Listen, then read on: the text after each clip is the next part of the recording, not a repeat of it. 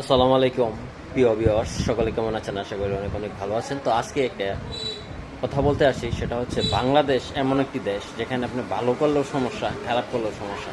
তার কারণ কি জানেন? এই দেখেন স্ক্রিনে যে নাম লোকটা আছে, এই লোকটার নাম হচ্ছে মিজান। ইনি হচ্ছে একজন ভ্রাম্যমান হোটেলের হোটেল ব্যবসায়ী। অর্থাৎ উনি রাস্তার পাশে একটি কুঁড়ে ঘরে হোটেল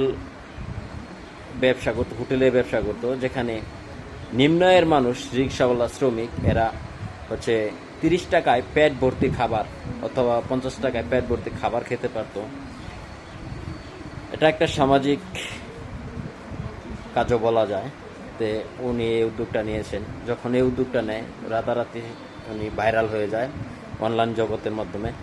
তো এখন হচ্ছে কোনো এক চক্র তাকে মামলা দিয়ে দেয়, আর সেই মামলার দায়ে সে আজ আদালতে দৌড়াচ্ছে, আদালতের বারিন্দায় দৌড়াদৌড়ি করতেছে। আর তার পাশে দাঁড়িয়েছে সামাজিক যোগাযোগের মাধ্যমে যে লোকগুলো, যেগুলো সামাজিক মানুষ, সেগুলোর পাশে দাঁড়িয়েছে। যেমন আইনজীবী সমিতির অনেক আইনজীবীরাই তার পাশে দাঁড়িয়েছে। ওনার জন্য রইল শুভকামনা। দোয়া করি যেন উনি খুব তাড়াতাড়ি এই